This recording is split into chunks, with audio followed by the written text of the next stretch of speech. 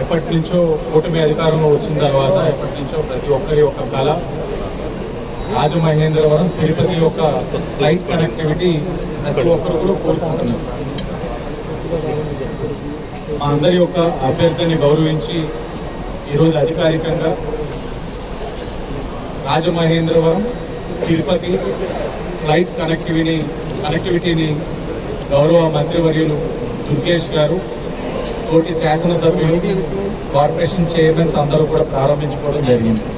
ఈ సందర్భంగా గౌరవ సివిల్ ఏవియేషన్ మంత్రివర్యులు రామ్మోహన్ నాయుడు గారికి, గౌరవ పార్లమెంట్ సభ్యురాలు పురంధేశ్వరి గారికి మనస్ఫూర్తిగా ఉభయ గోదావరి జిల్లాల ప్రజల తరఫున ధన్యవాదాలు తెలియజేస్తా ఉన్నాం. కలియుగ దైవం శ్రీ వెంకటేశ్వర స్వామి దర్శనం కోసం ఇప్పటికే చాలాసార్లు మాతో పాటు టీటీడీ బోర్డు మెంబర్స్ కూడా, ఎందుకంటే ఈ జిల్లా నుంచి ఇద్దరు ఉన్నారు, ఒకటి జ్యోతి నెహ్రూ గారు, ఇంకొకటి మా కోటేశ్వరరావు గారు. ఈరోజు కూడా అనేక సందర్భాల్లో చెప్పేవారు, భక్తులందరూ కూడా అడుగుతా ఉన్నారు కనెక్టివిటీ కావాలని. మరి కూటమి అధికారంలోకి వచ్చిన తర్వాత ఇదేనే కాదు, ఇప్పటికే ఢిల్లీ కనెక్టివిటీ ఇచ్చున్నాం, ముంబై కనెక్టివిటీ ఇచ్చున్నాం.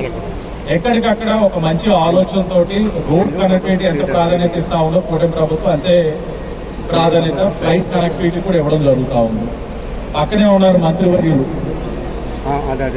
పెట్టుబడి లేని ఇజం ఏదైనా ఉందంటే టూరిజం.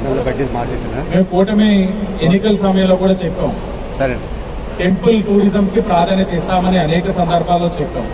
ఆ టెంపుల్ టూరిజం కి ఇచ్చే ప్రాధాన్యతలో భాగంగా ఈ యొక్క ఫ్లైట్ కనెక్టివిటీ కూడా ప్రాధాన్యత ఇవ్వడం జరిగింది. అలాగే మంత్రివర్యులకి, పార్లమెంట్ సభ్యురాలకి కూడా విజ్ఞప్తి చేశాం, ఉభయ గోదావరి జిల్లాల నుంచి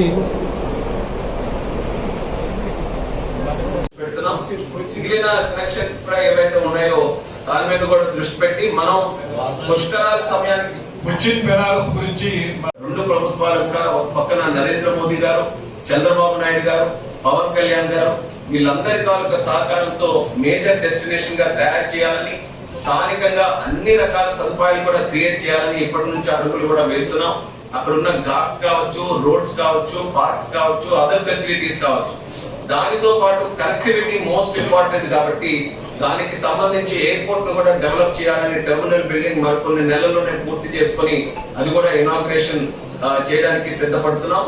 దానికి కావాల్సినటువంటి అడిషనల్ కనెక్టివిటీ ఇప్పుడే మళ్ళీ ఎంపీ గారు కూడా కోరడం జరిగింది, షిరిడీకి, అలాగే మన గోవాకి, అలాగే మనకి అహ్మదాబాద్ కి, వీటిని కూడా కోరారు. దానితో పాటు మేము ఆలోచిస్తుంది బెంగళూరు కూడా కనెక్ట్ చేస్తే రాజమండ్రికి బాగుంటుందని దగ్గరలోనే వర్కౌట్ చేస్తున్నాం. బెంగళూరు ప్రత్యేకంగా ఒక కనెక్టివిటీని స్టార్ట్ చేయడానికి ఆల్రెడీ ఉందా.